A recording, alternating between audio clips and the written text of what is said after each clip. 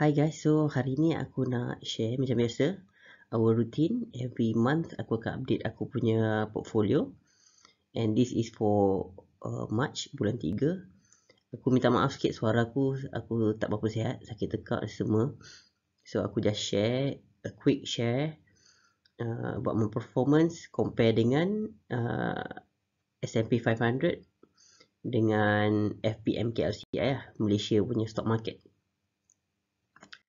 Okay, so this is my performance. Okay, portfolio aku. Okay, this is monthly punya performance. Bulan Januari itu 7 and so on. So kita tengok untuk March 2.8%. Untuk March sahaja aku dapat 2.8%. Again, macam aku nak tekankan, target aku ialah 1% per month. Okay, kalau ada lebih ni, maksudnya kita boleh cover untuk next month lah. Maksudnya tak sebelum dapat 1% tu. So kita boleh recover balik. Contohnya macam bulan April ni, kalau korang tengok stock market sekarang mencanak turun dia.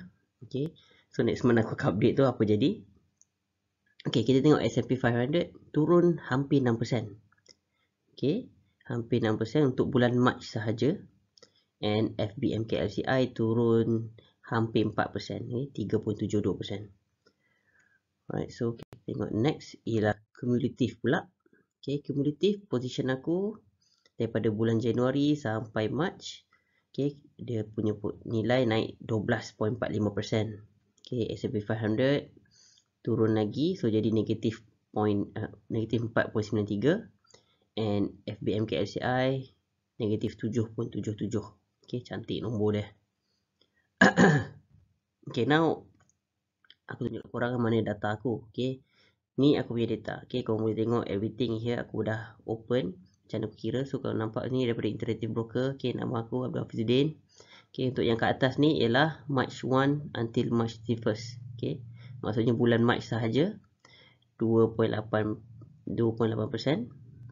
And for this is daripada Januari, daripada awal tahun sampai March. So ni year to date punya value. Okay, kita nampak 12.45%. Okay. So ni untuk portfolio aku. So macam mana aku kira untuk yang lain-lain pula, S&P 500 dengan KLCI. Okay, so ini data untuk S&P 500. Kita boleh tengok. Ni cara aku kira. Okay, close untuk bulan March, tolak open bulan March, bahagi dengan open bulan March.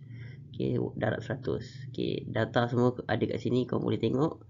This is how I get all the values. Okay, untuk January to March punya performance. Okay, kita close bulan March, open bulan Jan. So maksud Januari 5903.26 ni. Sorry, tak apa sihat, bahagi dengan open Jan. So this is how I calculate untuk S&P 500. Tak puas hati, korang kira sendiri lah. Okay, this is my calculation. Mungkin aku salah kira ke apa kan. Okay, last kali untuk FBM KLCI, sama je formula, cuma value dah lain. Itu je. Right, so that's a quick review untuk performance aku bulan March. Bulan depan agak volatile. Aku pun tengok portfolio aku dah turun agak banyak.